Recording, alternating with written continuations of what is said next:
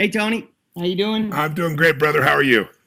I'm doing good. Hey, listen, when I thought of doing this confidence series, I thought of three or four people that I know have just exude confidence and have done amazing things, from Ariana Huffington and just some amazing friends. And I feel blessed they all said yes to doing this interview. But I have to tell you that I'm more excited to chat with you about this than anyone on the planet. I mean, the truth is, dude, there's nobody more qualified on this globe to help somebody with confidence. And I know that's kind of a big word, right? We could say, does it start with courage? Does it start with your state? But in my life, I look back when I just had to fight hard to find the confidence, or maybe it was the courage to muster up to just take those steps, go against the grain, do what other people weren't willing to do. Confidence just had such an impact on my life that I felt compelled to just share with people, because I've never met anybody that lacked confidence that also could get the passion they want, the love they want, the money they want. And I really appreciate you taking your time out of a busy day and talk to me about this. Well, it's my pleasure. Listen, I agree. There are different words. We all associate to different words, but I think confidence comes. Courage is certainly strengthened by confidence. If you're not confident, it's hard to be courageous, right? Right. And I look at it as. I look at it as there are bridges on these words, so we can use whatever word we want. But I think confidence is critical. It's that invisible force, and it sounds phony or playful to call it, invisible force. But you think about it, the things that affect us most powerfully are invisible. Radiation, right? That's pretty powerful. Gravity, love, hate, confidence. Human emotion is that invisible force that shapes us, and some of them pull us forward, push us forward. Some of them pull us back. And confidence is that liberator, because what confidence does is it allows you to get past your fear. The only thing that stops us really in life is not ability, because you can get the ability. It's that lack of confidence. And that really can be summarized really more that fear is dominating you more than a sense of certainty is. I look at it in my own life, and I think of it as the term absolute certainty. There's levels of confidence, right? And when you look at the real magic, the magic that allows an athlete to perform at the highest level of anybody in their field for decades, a Michael Jordan, a Tiger Woods, I know he's having challenges now, but he certainly has done some things that most human beings never dream of. And Oprah Winfrey, coming from her background, that confidence that eventually grows into absolute certainty. The difference is, with absolute certainty, there is zero question. Beyond a shadow of a doubt. As opposed to confidence, you can be confident and still truthfully have some questions or, lack of clarity. But when you have some combination of whatever you want to call these magical forces, what you really have is the ability to be liberated. You have the ability to get yourself to take action, which is where the whole game of life is won. And so my life has changed radically, because I wasn't born with that confidence. I built this guy, Tony Robbins, Right. I literally figured ways, I studied ways to develop that certainty inside myself, because I knew without it, I wasn't doing anything. Without it, I couldn't get myself to follow through. Without it, I lived in fear. Without it, honestly, I was depressed. And I felt like, is there really a reason to go on living at the most extreme times in my life early on? So I think you're right. It's an elixir, but at the same time, it's truthfully a muscle that anyone can develop. And when they develop it, it makes a significant difference in their life. And I want to give one other caveat, though, that I'd mentioned. After I talked about absolute certainty and its power, I mean, that's what gets you to follow through. That's what gets you to start that business. That's what will get you to do it when everybody else says it's impossible. It's what you see in a guy like, my buddy, Richard Branson. I mean, he glows with confidence in environments where everybody says there's just no way he can possibly succeed. And he does it with enjoyment and passion and aliveness. But on the other side, overconfidence can actually kill you as well. So I don't really believe, I want to make clear from the very beginning of this conversation, that confidence is everything. I think it's one of the most important initial steps. But you also need confidence, because, a lot of people never attempt things. They never go for things because their confidence is based on history. Okay, I'm confident. Anybody can be confident in tying your shoes, right? It's like people say to me, how do you get up and do, 6 days and nights, not an ounce of notes, and you're there for, 18 hours, 14 hours in a day, and you got people totally engaged. How do you do that? How do you have that confidence? I said, well, because I've done it a few million times, right? Yeah. If you do something enough, you're going to be confident. You're going to have that confidence. But some people never get the confidence on the one side because they think I have to have history. My confidence comes like yours because I know I can figure it out. I don't have to have done it to be confident. If you have to have done it to be confident, your confidence is going to be limited for your whole life. On the opposite side, if you're overconfident, I dealt with a guy, I do a lot of work with financial traders, some of the best in the world.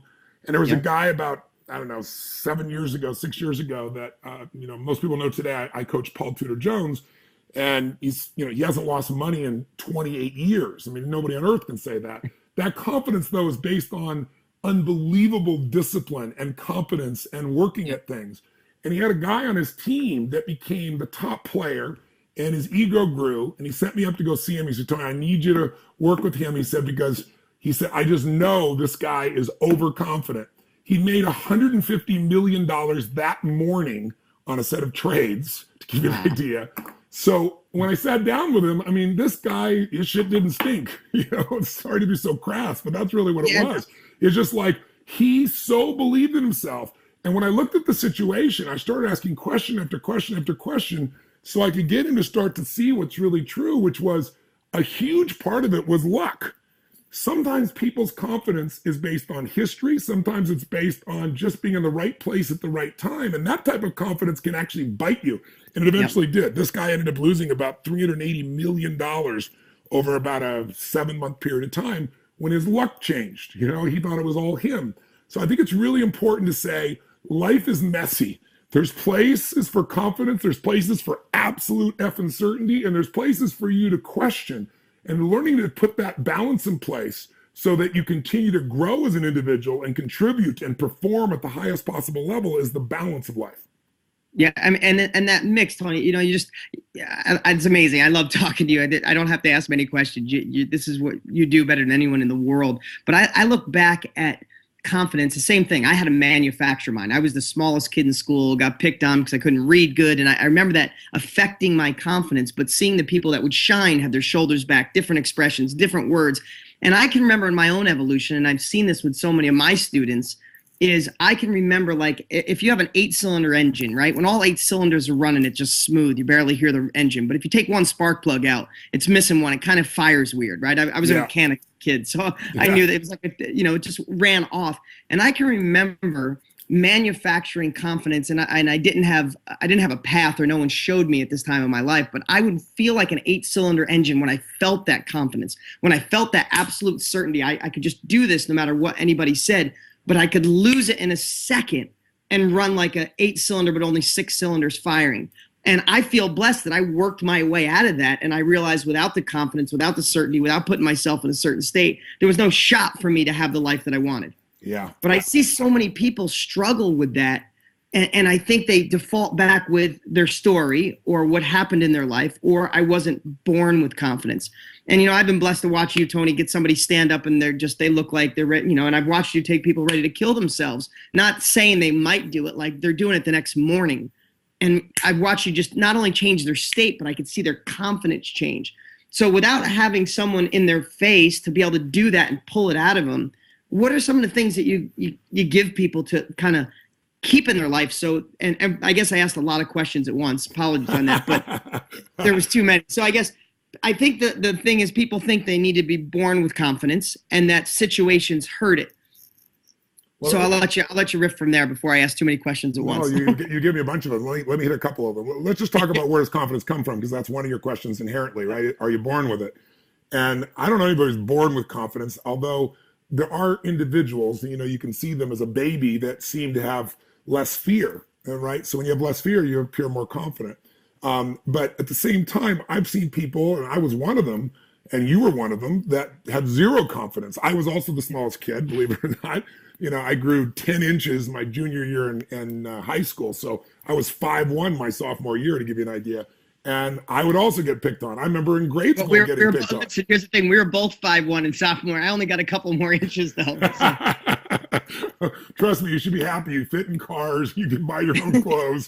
It's a different world. But the point is that same experience, like of being fearful, the first step for me was I had to fake it to survive. And there's an interesting thing about your body. When you fake laugh, and you laugh and laugh and you fake laugh. Some people do this sometimes, just see what happens. And what happens is your nervous system hits a trigger where it actually ignites and you really begin to laugh. Same thing is true with confidence. We've all heard fake it till you make it. So I think my first approach was kind of fake it till you make it, but that isn't a very lasting approach. That's a good like band-aid for the moment. And it was like, you know, how do I get through this situation so this person doesn't end up, you know, taking me down in a fight? I gotta manufacture fake confidence. But most people can smell that. And it doesn't really, as I say, even if you can really make it happen in your body out of adrenaline, it doesn't last. So what I started doing is I started reading about, these things like affirmations. I remember, and I would do these affirmations, and I'd go, "I'm happy, I'm happy, I'm happy, I'm happy, I'm happy." But I wasn't even slightly happy. And I began to realize that affirmations without discipline were the beginning of delusion. That I needed to affirm things, but I needed to do something that would increase that confidence, right? I needed to like learn how to fight, learn how to protect myself, not just say I'm strong, I can handle these guys. I mean, that's a delusion. And so I began to do a combination of things. I did things for my psychology to develop more confidence because I realized that affirmation was enough. So I started calling it an incantation because I remember studying, these magicians, you read the mythology of these magicians, and they would say these things over and over again with such intensity, and they'd turn a frog into a prince into a frog. And I thought, you know what? I'm saying I'm happy, but I'm not feeling it. I'm not using my body. My face isn't saying it. So I would do this incantation in my car, literally my 1968 Volkswagen Bug, and I'm driving from East Los Angeles in a place called the San Gabriel Valley to San Fernando Valley. It's about an hour drive, and I'd be screaming, I now command my subconscious mind to direct me helping this person to change their life today by giving me the strength, the emotion, the persuasion, the humor, the brevity, whatever it takes to show this person and get this person to change their life now. How do I know that so clearly? Because I did it for years. God. But I would get in this car and do that for an hour drive. And if you were driving by me on the freeway, you probably thought I was a serial killer screaming this shit at the top of my lungs. But whenever two people meet, if there's rapport, if there's respect, you've got to have rapport and respect. The person who's most certain will influence the other person. And I would sit down with this person and they're like, I'm not going to do this. I said, no, you don't understand. You wouldn't have come here to meet me if you hadn't already believed that this was valuable and you want to go and you're going to go. And they would look at me like I was insane to be like, these aren't the droids you're looking for. It's just because my certainty was so strong, and it came from wanting to serve them. It came from a place of love, but I didn't have confidence. I had such absolute certainty and connection that literally when I worked for Jim Rohn, every person I met for the first 2 months, I convinced to his programs. These are people who said they couldn't do it. It's impossible to do it. I became the top guy in his company, and it was all building this certainty. I used to do the same thing around economics where, again, I wasn't just affirming it. I was doing this incantation at the top of my lungs for hours until I believed it, I owned it, I experienced it. But then I went also and worked on the skills. Whatever skill was necessary, I teamed it so I'd have confidence and competence. And I can't share that enough because I'll tell you one of the worst things you can do. The worst thing you can do is take your child, and I know this not based on anecdotal, my own personal experience. I know this based on the research that's been done. Take your child and constantly praise them, thinking that's going to make them confident, especially if you're praising them like for their intelligence or their talent or their skill. And the reason is there's a woman from Stanford University, professor of psychology there named Carol Dweck. And she did these 18-year studies and 11 years intensively, where she found the impact upon kids. When you teach kids, and most of us have done this, oh, you're so beautiful, oh, you're so smart, oh, you're so skilled. What happens is they love it in the moment.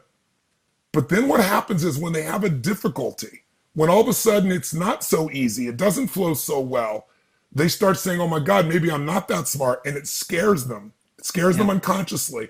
And then they don't think they have the ability. In fact, one of her studies showed that kids that were taught that they're so smart, when they were given a difficult test, 40% lied about their score when they were asked about what their score was. 40%.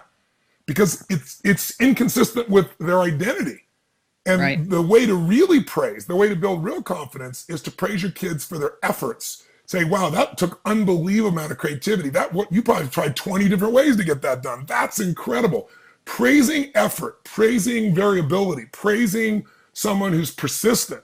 Those are the qualities that will make them be confident long-term, because with those skill sets, they'll be able to succeed. So I'm not a believer in confidence for just confidence sake. I believe confidence is the door opener, but you've got to make sure that behind that door opener, you've got the core skill sets. And the core skill sets are not just how to do it. Like I said, I may not know how to do it, but I'm confident I'm going to figure it out because I'm a persistent son of a bitch, because I'm determined, because I'm resourceful, because I'm creative, because I'm flexible. And those are all qualities that are ongoingly, you have things you can do to increase their quality. And you're all those things. I'm not blowing smoke your way. You know who you are. When people look at you and they might say, oh, you were lucky. You're the furthest thing from lucky on the planet. I'm excited for people to see your movie coming out, the story of your life. But what you've done has been unbelievably resourceful, incredibly flexible, unbelievably determined. And shit, when you do things over and over again from that place, you succeed, and then success builds on success, and you have more confidence. I remember when I went to work for Jim Rohn as a personal development speaker, I had no speaking background. I was going for work in sales. But the way you got people to a seminar in those days was to go speak to a real estate office, a stock brokerage, a company where you had people that the decisions they made affected their economics, and if you could affect their performance, they could see value in going to his program. And I had no speaking ability. And the number one guy at that company, I don't even remember his name anymore, but I just remember I went up to him on the first day because he seemed like an arrogant asshole, an overconfident guy. And it bugged me even as a 17-year-old kid. And I went up to this guy, and I'd done a little homework that day. And I said, hey, I understand you're number one in the company. He goes, yeah. And I said, I understand you do what, 3 talks a month? He goes, yeah. And he said, I closed 90-something%. I don't remember the amount, but he was so proud of himself. And I said, you better remember my name. I said, because in 6 months, I'm going to dwarf you. And this guy looked at me like I was so full of crap, right? And I smiled and I said, and I'm not saying that out of overconfidence like you. I said, I'm just going to outwork you. I said, you are a lazy son of a bitch. And I went out and I set a goal to do 3 talks a day, which is what he was doing in a month. And I did it. I booked an entire month. So picture this. In 12 days, I got a year's worth of his experience. And that's if he kept increasing. Yep. See, when I was done with each talk, I still do it to this day. And you know, every break on every event I've done for 38 years, I sit down with my team and I go, here's what worked, here's what worked, here's what we're going to improve, here's what's going to be better. I mean, I'm obsessive. So some people say I got 10 years of experience and they got 1 year of experience 10 times. 1 year they grew and they did the same crap over and over again. So, in 12 days, I got a year's worth of experience, probably more. In 2.5 months, I got 15 years of experience in his world. And sure enough, in less than 6 months, I dwarfed him. I was number one. So confidence can also come from massive action. Like I said, confidence comes, tying your shoes, you're confident, no question about it, because you've done it so much. You look at somebody like Kobe Bryant, why is he so confident? He doesn't leave practice without making 300 shots. That's his minimum. If he doesn't make 300 shots, he keeps on working. He keeps on working. No wonder he's confident, right? You look at, Larry Bird, I'm old, remember him in Boston when him and Magic Johnson would go at it. He would go out on the court by himself an hour before the game and bounce that ball on every spot of the court he's been on a million times so he would know the feeling of the floor. That's the level of certainty that he wanted so he could perform at a level that was better than anyone in the game. So you can't replace, I always tell people, when you see people that are incredibly successful, they're being rewarded in public for what they practice in private. Nobody worked harder than Jordan. Tiger reinvented golf. And before that, golf were guys that kind of showed up. He started lifting weights. He changed the game. So you can get more confidence if you'll work your ass off. You'll get more confidence also if you don't base it on history, but based on capability. Yep. No, and it's funny you say that you were talking about the guy when you worked at Jim Rohn. There's a fine line sometimes where people observe or think from the outside confidence and cockiness, right? Yes. That kind of arrogance. And the thing I respect the most is I love that, maybe it's not the right word, but the quiet confidence. So you mentioned Richard Branson. He became a friend. I spent a week with him on Necker. And he's an introvert. He really is. He really is. You'd never guess that. Him and I jumped on he's like, let's sail around the island. But when him and I sailed, we spent about 3 hours together and it was great. He's a great dude. But so quiet, but even in his quietness, the confidence exudes from his pores. Yeah, and look at where's his confidence come from? In the beginning, he just said, let's give it a go. That's his favorite phrase, let's give it a go, right? Why not? Let's see. He's not the real confidence in him is his lack of fear of failure. And by the way, he's got 400 something companies. He's had about 100 companies fail. Nobody talks about that. and that's what I was going to say. Somebody listening right now say, well, of course, Tony's confident, Dean's confident, Richard Branson's confident. They have money and everything came. So I think they're putting the horse before the cart. The confidence came before the success, or else the success wouldn't have been there. That's right. But with the confidence, you work your ass off. With the confidence, you look at Richard, he makes it look easy. He works his ass off. The level of immersion this guy's got. Now, at this stage, his greatest capacity is finding the right people, right? He's able to put the right people to work and put the leverage together. But He's just willing to give it a go. He's not worried about failure. That's where his confidence comes from. He's kind of suspended that process. And yet, Richard's number one question in business, most people think of him as this giant risk taker. And he is with his life, going in a balloon, going up in a spaceship. I'm going to go do that thing. The last one blew up. I'm hoping it's a little better in the future. But his number one question in business, and a business deal, is what's the downside and how to protect it? Like when he was doing Virgin Airlines, I mean, think of the level of risk. The big risk is buying these giant Boeing aircraft, right? Business jets, these aircraft to take across. And what he did was he negotiated a deal that if he failed in the first 2 years, he could give the jets back to Boeing at no cost to him and no liability. So when you think of somebody who's confident, part of what makes them confident is they're being smart, Yeah. But I do want to reinforce what you said. Confidence is first. Without the confidence, you won't get the competence, right? If you wait till you're competent to have confidence, you're going to have a very limited life. You do need both, but you got to start with the confidence. And there's no way in hell you're going to have a lasting success on a large scale without confidence, because without confidence, you're not going to take massive action. And massive action, learning from what doesn't work, changing your approach until you get to where you want, is really what makes someone succeed long-term in any context. So you know this story, Tony, but you and I first met when it was a one-way conversation listening to Get the Edge, right? Yeah. And 12 years ago, I went through something that robbed my confidence. Something changed in business, account changed, and I had an accountant. It sounds like one of those typical stories. My accountant cleaned out my safety net. So I didn't know the safety net was gone until I needed the safety net. It had been gone for almost a year. So everything hit at once. And the truth is I was going through a divorce, and there was a lot of things changing all at once in my life.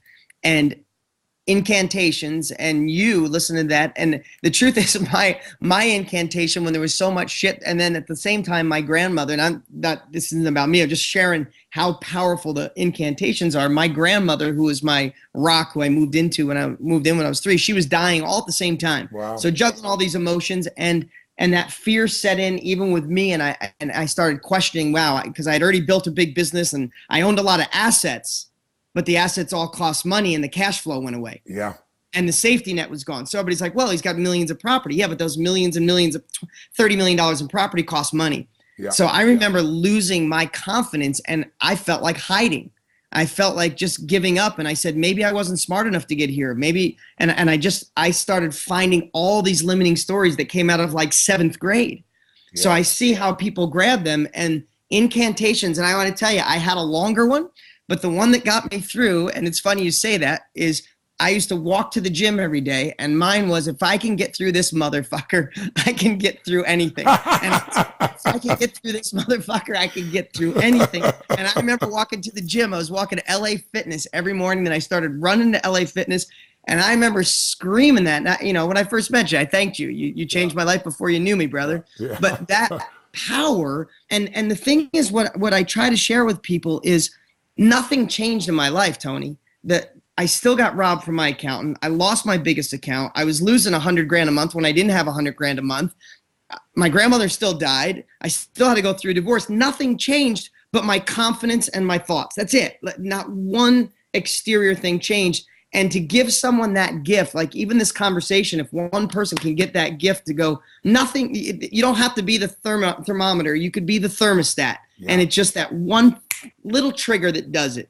What's beautiful is, all of us know the power of inspiration. I mean, it's like perspiration has a lot of value, but first you got to be inspired before you're going to go do the stuff that will make you perspire and succeed.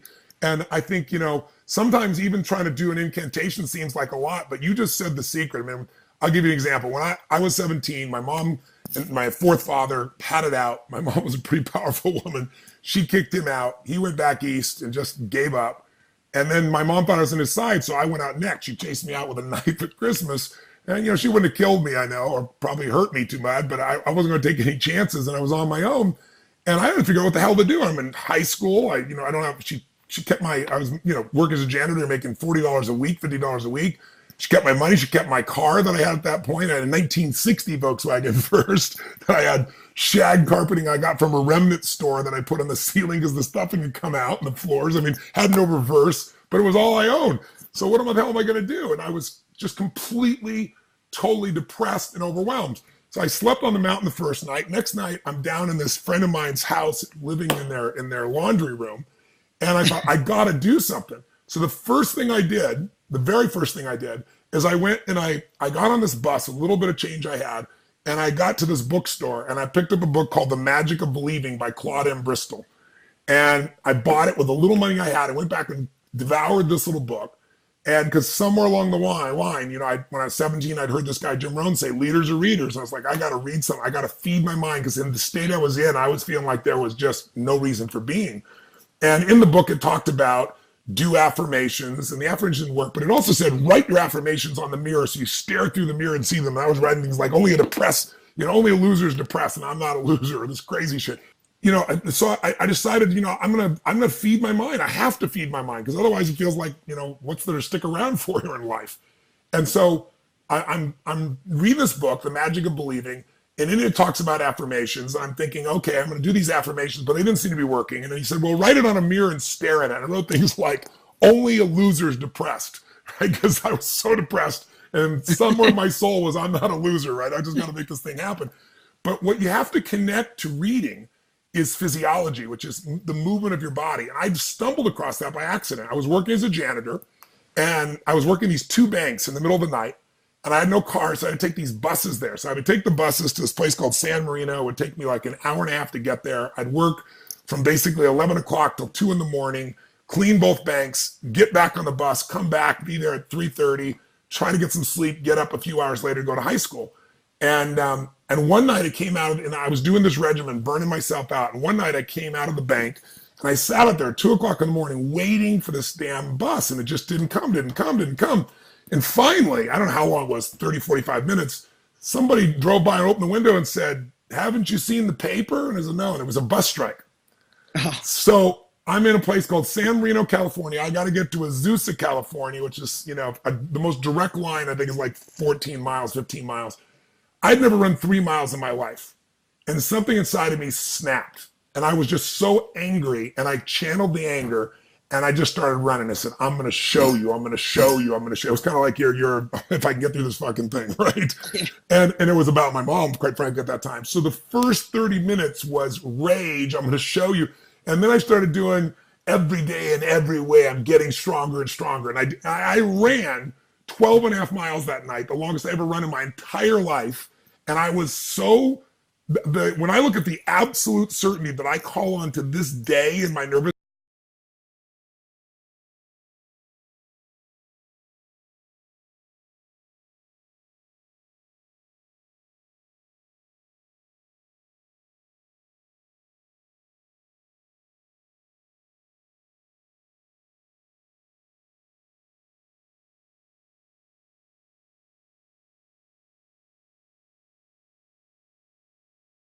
system, when the tough things are there, I think its origin was that night, because I went from just rage to strength to empowerment to joy. Yep. And I literally, I mean, you know, somebody once said, you tell a lie big enough, loud enough, long enough, sooner or later people believe you. It was Hitler who said that. And most of us are Hitler to ourselves. We convince ourselves what we can't do. Well, that night I convinced myself what I could do, but I did it while I was also using my body and pushing. And when you push physically, you go lift weights, you go for a run, you go for a sprint, you make yourself do something highly physical while you've also planted the right mental seeds in you. And as you feel that blood pulsing through your body, there is a total transformation in your psychology. There's a change in your neurotransmitters biochemically. There's a change in the way you think. There's a change in your identity. Because here's what I tell people. A belief is a poor excuse for an experience. If you want to believe shit, that's really wonderful. It's a good place to start. But the most powerful thing is to put yourself in experience. If you think you know what China is, go to China, and then you'll know what China is, instead of making up a story in your head. You think you don't know what you can do? Put your ass on the line. Make yourself in a place where you want to take the island, so you burn the boats. And I can promise you, you're going to discover who you are. You're going to have an experience that will expand your confidence, because there's no way back. But most people, they're waiting for an experience to interrupt them. And a great experience, a great victory, confidence comes from doing things that are incredibly difficult and not always succeeding, but at least pushing yourself through. And the ones that you succeed on build even more confidence. And I think people need to do that. So what I did back then is I said, okay, I'm going to read. Every single day, Yep. 30 minutes a day, no matter what, something that's going to inspire me, something's going to be a skill or ability. Every single day, I'm going to work out. I don't care what it is. I'm going to miss a meal, but I'm not going to miss a workout, and I'm not going to miss reading. Those two things are going to make happen. And then a third thing, I got some role models that made me believe it was possible because I saw what they did and it gave me a pathway. And then fourthly, I started taking just massive action because I was in this different state.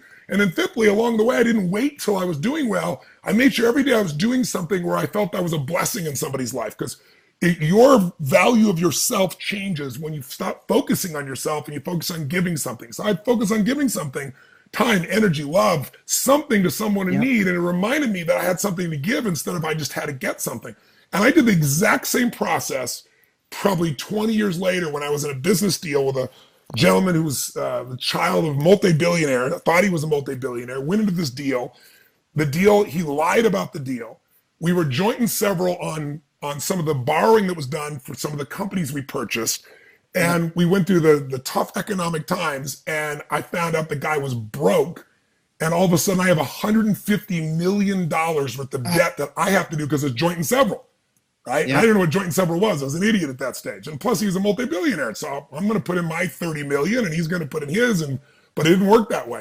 So I literally thought I felt like throwing up. I had to get up and do my Date with Destiny seminar and deliver for everybody. Wow. So I got out of my Yep. own head and I delivered for these people. And then after that program, I just went on this total obsession of reading, working out, finding the role model of how to work through this process here, massive action, and doing good works. And the same thing that got me out of it when I was depressed and feeling dead inside and helpless at 17 helped me at whatever it was, I guess probably 35, 37, when it looked my entire universe was going to disappear. And then once you do that, every time you break through, you get stronger. It's like, it is like, I remember when I needed $50,000 to keep the doors open at one point, that seemed like 10 million. And now I come up with 150 million. And next thing I know, now my companies are doing 5 billion a year in revenues. I mean, it's like, that was beyond my imagination. So it's like, problems don't go away. What happens is you get a better quality problem, right? Apple's problem was they were bankrupt in 1997, and then they came up with this idea of iTunes and the iPod, and then their new problem was they have 80% of the market. Well, that's a better quality problem, but it's still a problem, and you get better at dealing with it. So confidence will help you create anything you want, but there's nothing like putting your ass on the line and pushing yourself through to build that confidence. You're not always going to succeed, but even the fact that you put yourself on the line and pushed yourself, and if you persist, it's going to build more confidence as well. What you just shared, Tony, it's so what you shared transformed my life, and obviously you've touched a lot. You've changed millions of lives with that. Everybody listening right now, when you're in that funk and you think life is affecting you, just that process, it's just so magical, dude. It pulled me out of it when I thought I was bulletproof. But you hit the nail on the head. The more problems that we solve and come out on the other side, the tougher the challenge, the stronger we get, the deeper the confidence. Just this story that just popped in my head when you were sharing. I did a family reunion in Cabo a couple of years ago, and my kids were 4 and 6. So we went zip lining. Yes. So we get there and it's 10 or over. But in Mexico, a couple $100, my kids were automatically 10, right? So they get this harness and they double it up on my little 4-year-old son. So he's nervous, and I said, "But if you don't want to do," he's like, "No, Dad, I want to." And even my sister was there. She was mad at me because it was this big, 400-foot down, and you go a half a mile and all this stuff. But it made me look at it just from a child's perspective. My son was shaking. He's like, "Dad, maybe when I'm older, I won't shake." I'm like, I wonder if this is going to cost therapy when he's 15, right? Cost for therapy. But I watched him be so afraid, and when he got to the other side and accomplished that, he was willing. He wanted to do all of it. He wanted to go the whole thing at 4 years old. And it just shows that's who we are in nature. It's if he gave up on that, I mean, he's 4, he had an excuse, but just that little example. And the funny thing is we went to Cabo, we did anything you could possibly imagine. We're blessed. We got to do great things and ride dolphins and tuna fish and all this great stuff on the ocean. When we got home, for weeks, all he talked about was overcoming that fear and doing zip lining. Well, there's a permanent change in your psychology when you face your fear and you conquer it in an area, And when you stack a series of those, it's priceless. I mean, that's why I do the firewalk still after all these Yeah. years, because everybody's got their fear. We do the zip lining, we do the ropes courses, we do skydiving, all those things that we do with people. They're all tools for just reminding you of what you are. And unless you're doing what I call deep practice, unless you're putting yourself at your edge where you're a little fearful, or maybe even a lot fearful, but doing it anyway, you're not going to grow. And in the end, I always tell people, what's it all about? You want to be happy in your life? Well, happiness comes from one word: progress. And progress equals happiness. But the only way you make progress is if you face your fears, if you push beyond what you're comfortable with. If all you do is what you're already good at, you're already comfortable with, then your life becomes unbelievably boring. I know a lot of people that reach out to me who are billionaires, who are the most successful in the world at what they do. And then what happened was, in the beginning to get there, they took huge risks and they put their ass on the line. It made them feel alive. And then now they've got something to protect. They got a reputation, a brand, a certain amount of money, or something. And so they don't take those risks anymore and they feel dead inside. Life is not about what you get. Life's about who you become. And what you get will never make you happy, but who you become will make you really happy or really sad. And the way to become more doesn't mean every moment you have to be facing a fear, but you got to somewhat consistently be going after whatever you think your edge is. And that's what's going to make you feel alive. You don't have to achieve the goal. Just making progress alone will make somebody feel more alive. And so I think confidence comes from progress also. You don't have to, sometimes you can do it with little things. Sometimes you do it with big things. It's a combination that makes life worthwhile. Yeah. And, one thing I've told people is, so many people who lack confidence don't realize they've already accomplished so many great things. Sometimes it's just looking backwards and see the things you've already overcome. Right. So we look ahead so much and we forget what makes us cool. Right. Or what makes us who we are. It could be, overcoming the fear of being a parent. You became an amazing parent, or that first date or whatever. We've done these little things. And when sometimes you look back and it can give them the confidence to, at least venture out to see that you're more than you think. Right. You get in your head. I'm just reading a book. I just finished it, Tony. I don't know if you read Napoleon Hill's Outwitting the Devil. They just released it a couple years ago. No, I didn't see that one. It was written in 1932, and they just released it 2 years ago. Wow. And incredible. And the one part, he interviews the devil. The devil is just really self-doubt and the stories in our head. But it's a great concept. And he didn't release it because his wife wouldn't let him, because he dogs churches and teachers for not teaching kids how to think, teaching them how to memorize, and telling them how to think rather than, teaching them, how to follow rules rather than think for themselves. Yeah. And he says, when you do that, you give that child to me when I can let the world manipulate them. So the only reason I'm sharing this is a really great book and you'd love it. But he talks about hypnotic rhythm. We get in this hypnotic rhythm of negativity. And he goes, once you do that, there is no hell with fire. That's how the devil was trying to listen to the audios. There's no hell with fire. Those of you that get in a hypnotic rhythm of what's wrong and let the outside world affect you, I own you your whole life. And that's 98% of the world. So I'm beating the other side. That's how the conversation goes. That's awesome. Well, one of the things that I've done, throughout my life as a ritual to kind of balance that out, so I don't get in that rhythm, or if I start to get in that rhythm, is I make these lists. I ask the question, your questions dominate your life. And, you've been a date with Destiny, you know that everyone has an individual primary question, a question they ask more often than anything else. And it's unconscious and it shapes your life. And I have people uncover what it is and change it. But one of the questions I deliberately, physically write regularly is, what's magnificent? And I make myself sit down, because so much, even when life is beautiful, so much happens so rapidly in our lives. We work around the clock, do all the crazy things we do, that if you don't keep score, you can't be as fulfilled.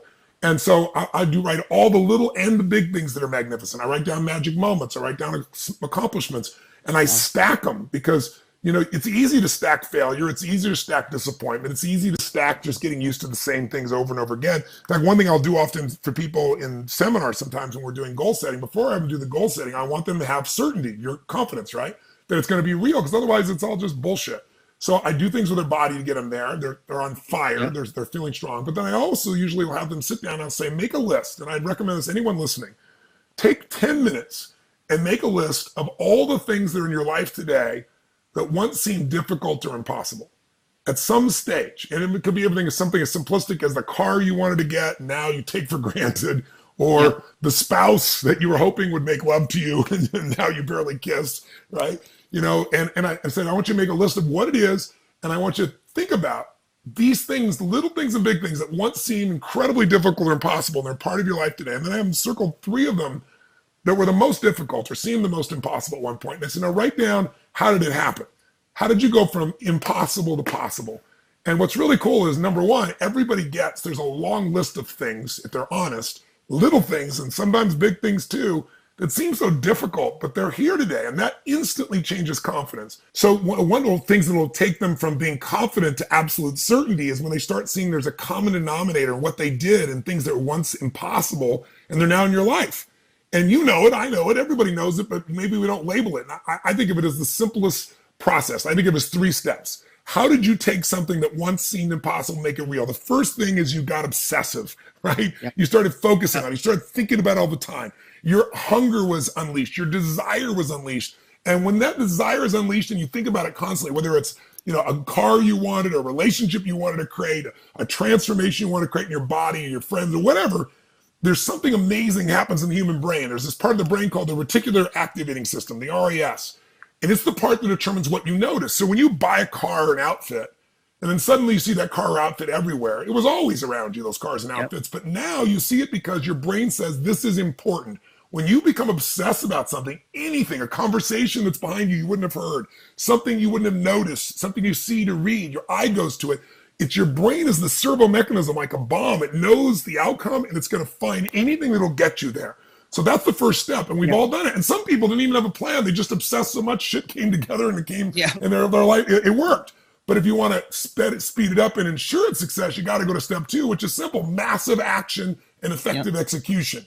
You got to take massive action, try not a little, try everything. If it doesn't work, what do? You try something else. That doesn't work, you try something else. I always say to people, how long do you give your average kid to learn how to walk? They look at me like I'm crazy. You go, when do you look at your kid and go, you know what? You've tried too many times. You're just not a walker. Give up. You know, people go, are you crazy? My kid's going to keep trying until they walk. So that's the formula.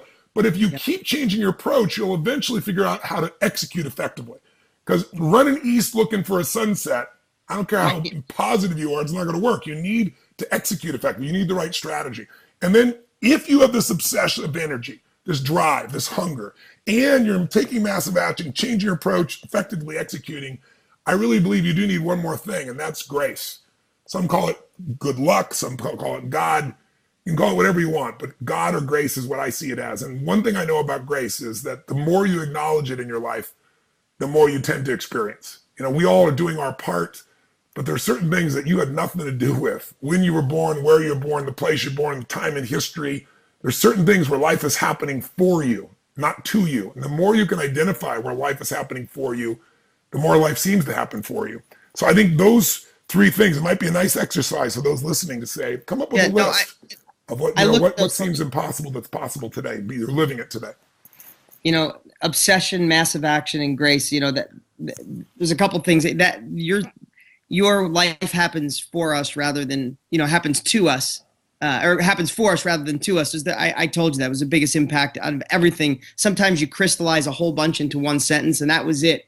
And that's here. I mean, if you look back at anything we've accomplished, we were obsessed over it. We took massive action, and you had to have some grace. Now, dude, what's cool about having these conversations is because I sit here and listen, and I become a student. I feel in 12th grade again, because it's all these pieces that allowed me to get through those insecure times without confidence, wondering if you could make it, wondering if you should get up, scared to death if you could take another step. But it's those types of pieces that got you through, and you just build a muscle. And when the muscle's strong, then nothing gets in your way. Now, Tony, I know how crazy busy you are. I'm just going to ask you a couple more things, and we'll wrap this up. If in today's world, everything's quick. It's fast. Someone's walking in. They want to have a conversation with their wife. They want to talk to their kids. They want to ask their boss for a raise. They want to go start their own business. Something quick happens and their confidence goes in the toilet. Is there any, in today's world, they call it a hack. Is there anything exercise you would do that you could do in a minute or 2 minutes to try to build the confidence to get through a tough situation? Well, the fastest way to change your state, which all confidence is the state. So states come and go unless you train them to stay, unless you build the muscle. And even if you build the muscle and something just slams you and you lose confidence for whatever reason, the fastest way to change is a radical change in the way you use your body. And I usually, demonstrate that quite visually and physically. Yep. But an explosive breath, explosive movement, screaming the word yes as loud as you can 5 or 6 times in a row will snap your nervous system in a place that's intense. Throwing on some music that'll put you in that place. But I'll tell you, what I'm telling you sounds like, third grade or sounds like just a pump up, but it actually changes your biochemistry. And I've worked with some of the greatest athletes in the world, presidents of the United States, people that in a moment, they had all the ability, but the ability was gone because the state wasn't there. And I showed them how to just find what they did physically at their best, to move that way, to speak with that authority, to make that gesture, to use that voice, to look in someone's eye with that intensity where there is nothing but certainty inside you. And you can see instantly they get back their momentum. But about a year ago, I've been teaching this and demonstrating it, more importantly, teaching it for 38 years. And about 2 years ago, Harvard did a study called power poses. And what they did was just have people stand, and you can do this, put both your hands on your hips. So you're standing like Superman, Batman, Wonder Woman, whatever your metaphor is. And if you stand that way for 10 minutes, and that's all you do, you don't talk to anybody, you don't do any incantations, you don't read, you don't do anything, you'll see that your testosterone will increase approximately 15% in 2 minutes biochemically. You'll see that the stress hormones in your body drop 20%, and they've shown that you're 33% more likely to take a risky action, whether it's starting a business, walking up to a man or woman, dealing with a challenge, calling on a client, than you would have if you'd not done it. It literally is a biochemical 2-minute hack. Yep. But I would say standing with your hands on your hips is nice, but if you add your voice to it, if you add movement to it, you're an just incantation. And incantations to it, then the game's over. You know it from your experience, and I know it from mine. You can do that for 5 minutes, 3 minutes, and you're ready to rock and roll. And you can train yourself, as I do with people in a seminar, where you can just put yourself in these peak states when you're not having the problem. And you can train yourself to make your fist. And the next time you're just walking a meeting, you just make your fist and bam, that biochemistry fires off. It's a pure trigger to your nervous system. And that's called anchoring. But really, the 2-minute hack is make a radical change in your body. Use your voice, do an incantation, do something of that nature for 2 minutes straight of intensity. Another one you can do that's simple, that also has been proven to work, is put your hands on your heart, close your eyes. If you want something less intense or you're afraid someone's going to notice you. I mean, I remember I always, before I get up on stage, I have this, ritual I do of this explosive set of movements, and at the end of it, I do my incantation, and then I say, use me, Lord, and I do my little prayer. And I remember one time I was supposed to go on stage. I was late at this big convention. It was like 10,000 realtors. And I'm running in late, and I'm looking for a place where there's no backstage, looking for a place where I go make my move, like Superman looking for a phone booth. And there aren't any phone booths around here, right? So another approach you can do that's less visual or intense or quiet is you can put both your hands on your heart, physically feel your heart, and breathe for 2 minutes in your heart, where you're literally focused on the blood coming in your heart. And while you're focused those 2 minutes, you think of 3 things that you're grateful for. And you don't think of them artificially, like, you can remember going down a roller coaster over there, or you can remember going over the edge in the front seat. You got to think of something you're grateful from the front seat. If you just take 2 minutes, think of 3 things you're grateful for. If you looked at your EEGs and your EKG, your heart, the electricity in your heart, electricity in your brain, when you're stressed, they're very jagged and they're not aligned. In 2 minutes, I can show you your brain and your heart literally become perfectly in sync. And instead of jagged, they're round. Your mind, your brain, and your heart are working together. And whatever decision you make from that state will be completely different quality. And you will feel a complete different level of confidence than you will if you just try to make it from your stressed place. So you can do it with the extreme intensity, or you can do it with a more internal approach. Because, there are people that are more extroverted, there are people that are more introverted. Introverted people making a radical change in their body is mind-bogglingly powerful because they never do it. But if you want to and you say, I want to do it in a more subtle way, this can do it as well. If the subtle way isn't enough, though, kick into gear with some intensity as well. Tony, dude, I appreciate everything you shared tonight, and everybody listening. Just what a wealth of knowledge. You could rewind, listen, pause. But each of these moments, I mean, the fortunate part is I've been blessed to listen to you years ago and then get to watch you live and become friends. And it's great because this is who you are behind the curtain. It's one thing when people say, oh, you know Tony. And I said, the greatest thing is sometimes when you meet your heroes, it's a real disappointment. And I say that because you're this man and serve and care in every instance of your life. And I know you don't need to hear that from me, bud, but I appreciate you as a person. And I'm blessed to have you in my life, and I'm blessed to have you share this with so many people. Keep up the amazing work. I'll just end with this. What are you most excited about right now? You got so much going on. Oh my gosh, I'm right now heading up to China. I got 10,000 people there, so that's what's in front of me right now. I want to plant one seed. Thank you for what you said. I don't take what you said lightly. I look at you as a I know you brother, don't. and I love you dearly. I do want to say one more thing for people. Be kind to yourself, and remember that confidence is also contextual. You know, you might be really. I got football players that you can put them in front of somebody coming at them full tilt in a full sprint with 250 pounds, and they look them in the face and deck them. And Yep. you put them to get up and give a speech, and they look like they're 4 years old. So, Right. and if you over contextualize, if you're confident in everything, you're going to be overconfident. So if you find yourself not feeling confident, it's not the end of the world. It's like, okay, you know, maybe that's a sign I need to work on some skill sets. And in the meantime, here's what I'm going to do to make myself feel strong and confident to get through this right now. So I hope people will be kind to themselves. Nobody is confident in every situation all the time, but you learn to develop the skills like a muscle, and you're able to start using it in other areas as well. But I'm just about my life. I'm just about my woman. I'm just about our businesses. I had the privilege of I got to fly here on my own plane here, so I got a lot of fun things in my life. But the most valuable thing and thing that excites me most is to see people's lives change. And I hope this little conversation will trigger some people who maybe thought that this was some magical formula that they didn't have, and they realize it's just some simple steps they can do to build some muscle. And once that muscle's there, it'll guide you for the rest of your life. Tony, you're awesome, dude. I appreciate you, and I know how busy you are. Go knock them dead in China. Okay, brother, we'll do. Take care. Hey,